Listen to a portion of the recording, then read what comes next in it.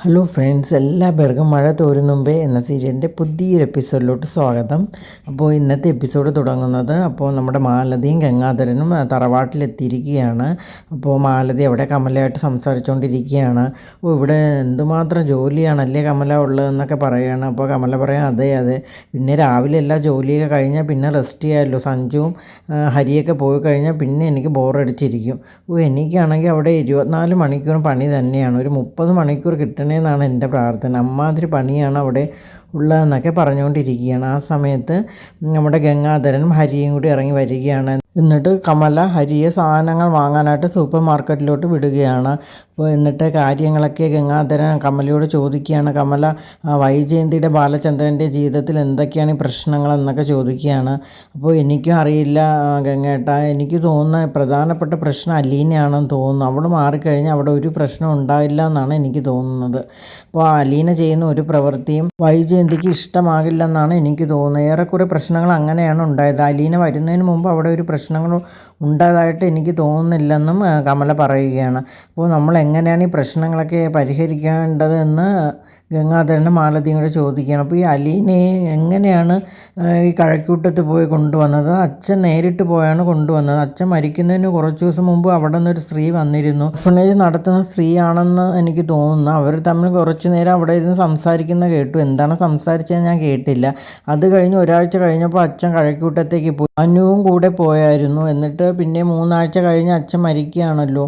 പിന്നീട് ആണ് മനു പോയി അലീനയെ കൂട്ടിക്കൊണ്ട് വരുന്നത്. അപ്പോൾ അച്ഛൻ്റെ വളരെ ആഗ്രഹമായിരുന്നു അമ്മയെ നോക്കാനായിട്ട് അലീനയെ തന്നെ നിർത്തണമെന്ന്.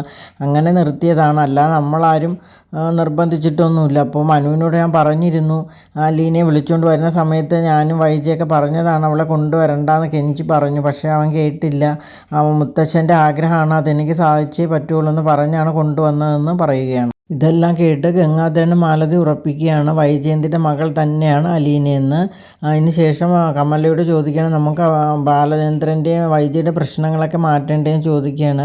അപ്പോൾ കമലയ്ക്ക് അത്ര അത് ഇഷ്ടപ്പെടുന്നില്ല. കാരണം അവർക്കെന്നും പ്രശ്നങ്ങളായിട്ട് മുന്നോട്ട് പോകുന്നതായിരിക്കും കമലയ്ക്ക് ഇഷ്ടം. അപ്പോൾ കമല പറയുകയാണ്, എനിക്ക് ഹരിയോട് കുറച്ച് സാധനങ്ങൾ വാങ്ങാനായിട്ട് വിളിച്ച് പറയാനുണ്ട്, ഞാനൊന്ന് പോയിട്ട് വരട്ടെ എന്ന് ചോദിക്കുകയാണ്. അത് കഴിഞ്ഞ് ഹോസ്പിറ്റലിൽ കാണിക്കുകയാണ്. അപ്പോൾ മനുവും ബബിതയും കൂടി ബാലചന്ദ്രനെ കാണാനായിട്ട് വന്നിരിക്കുകയാണ്. അപ്പോൾ മനു ചോദിക്കുകയാണ്, അങ്കിൾ ഉറങ്ങുകയാണോ എന്ന് ചോദിക്കുകയാണ്. ഇല്ലടാ, ഞാൻ വെറുതെ കണ്ണടച്ച് കിടക്കുകയാണ്, പഴയ കാര്യങ്ങളൊക്കെ ഇങ്ങനെ ഓർത്ത് കിടക്കുകയാണ്. അപ്പോൾ മനു പറയുകയാണ്, ഇനി അങ്കിൾ പഴയ കാര്യങ്ങളൊന്നും ആലോചിക്കേണ്ട, നല്ല കാര്യങ്ങളൊക്കെ ആലോചിച്ച് മുന്നോട്ട് പോകാനായിട്ട് പറയുകയാണ്. എന്നിട്ട് ബബിതയോട് പറയുകയാണ്, മോളിപ്പോൾ എന്തിനാണ് വന്നത്? ഞാൻ നാളെ മറ്റന്നാൾ ഡിസ്ചാർജ് വരത്തില്ലായിരുന്നു. അല്ല അച്ഛൻ, എനിക്ക് അച്ഛനെ കാണണ്ടേ എന്നൊക്കെ ചോദിക്കുകയാണ്.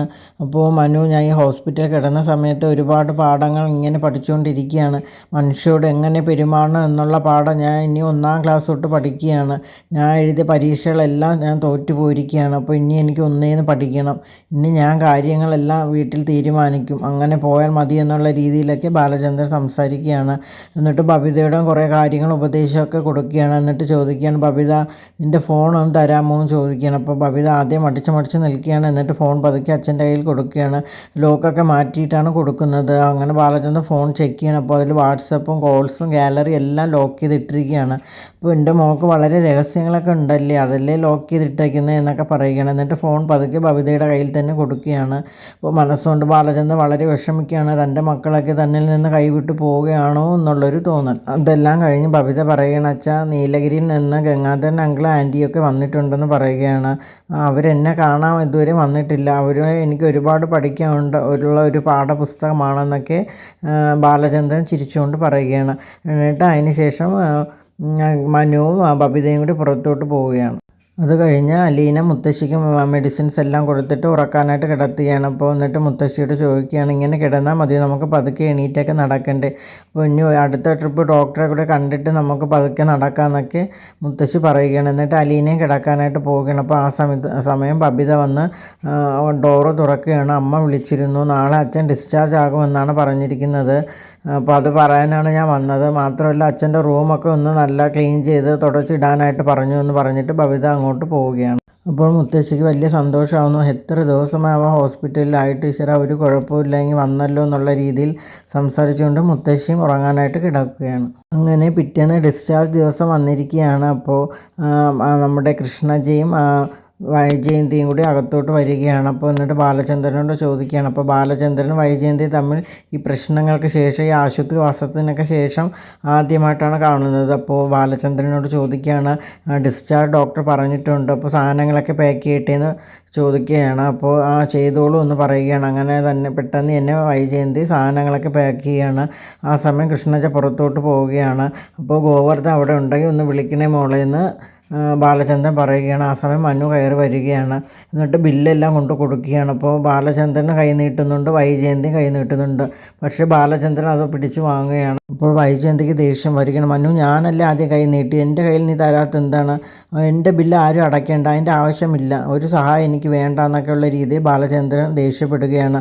അപ്പോൾ വൈജയന്തിക്ക് വളരെയധികം വിഷമം വരികയാണ്. അപ്പോൾ നിങ്ങൾ എന്തിനാണ് എന്നോട് ഈ അകൽച്ച കാണിക്കുക? ഞാൻ എന്ത് തെറ്റാണ് ചെയ്തത്? നിങ്ങളെ ശുശ്രൂഷിക്കേണ്ട കാര്യങ്ങളൊക്കെ ഞാനല്ലേ ചെയ്യേണ്ടത്? ഇനി നീ എന്നെ ശുശ്രൂഷിക്കേണ്ട എന്നുള്ള രീതിയിലൊക്കെ വളരെ ഷൗട്ട് ചെയ്ത് ഉച്ചത്തിൽ ബാലചന്ദ്രൻ അവിടെ കിടന്ന് സംസാരിക്കുകയാണ്. ആ സമയം കൃഷ്ണജ അവിടെ നിന്ന് ഓടി വരികയാണ്. അച്ഛൻ എന്തിനാണ് ദേഷ്യപ്പെടുന്നത്? ഇനി അച്ഛൻ ദേഷ്യപ്പെടരുത് എന്നൊക്കെ പറയുകയാണ്. അപ്പോൾ അച്ഛന് വയ്യായിരിക്കയിലൊന്ന് സമാധാനിക്കുമെന്ന് പറയുകയാണ്. പക്ഷേ വൈജയന്തി വളരെയധികം വിഷമിച്ച് അവിടെ നിൽക്കുകയാണ്. എന്ത് ചെയ്യണമെന്നുള്ളൊരു സിറ്റുവേഷൻ നിൽക്കുകയാണ്. മോളെ, അച്ഛൻ്റെ ഹൃദയം എല്ലാവരും കൂടി തകർത്തിരിക്കുകയാണ്. ഇപ്പോൾ അച്ഛൻ്റെ ഹൃദയം എന്ന് പറഞ്ഞൊരു ബലൂൺ പോലെയാണ്, അതെല്ലാവരും കൂടി ഞെക്കി പൊട്ടിച്ചിരിക്കുകയാണ്. ഇപ്പോൾ ഡോക്ടേഴ്സ് അല്ലാണ്ട് ചേർന്ന് അത് ഒട്ടിച്ച് വെച്ചിരിക്കുകയാണ്. ഇനി അതിനൊരു ആഘാതം ഏൽക്കാൻ പറ്റത്തില്ല എന്നൊക്കെ ബാലചന്ദ്രൻ പറയുകയാണ്. അങ്ങനെ സംസാരിച്ച് ഇരിക്കുന്നതിൻ്റെ ഇടയിൽ ഡോക്ടർ വരികയാണ്. അപ്പോൾ എന്താണ്, ഇന്ന് ഡിസ്ചാർജ് ആണല്ലോ, സന്തോഷമായോ എന്നൊക്കെ ചോദിക്കുകയാണ്. അപ്പോൾ എല്ലാവരും മുഖത്തൊരു മൂകതയായിട്ട് ഇരിക്കുകയാണ്. കാരണം ബാലചന്ദ്രൻ ഷൗട്ട് ചെയ്തതിൽ എല്ലാവരും ഒന്ന് വിഷമിച്ച് നിൽക്കുകയാണ്.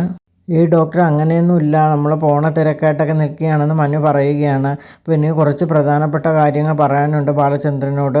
എപ്പോഴും ഹാപ്പി ആയിട്ടിരിക്കുക, ഒരു സന്തോഷകരമല്ലാത്ത കാര്യങ്ങൾ ചിന്തിക്കരുത്. ഇപ്പോൾ ഇങ്ങനെ നല്ല രീതിയിൽ തന്നെ പോവുക, പിന്നെ നല്ല വ്യായാമം ചെയ്യുക, നല്ല ഫുഡ് കഴിക്കുക, മ്യൂസിക് കേൾക്കുക, ഇഷ്ടമുള്ള എല്ലാം ചെയ്യാമെന്ന് ഡോക്ടർ പറയുകയാണ്.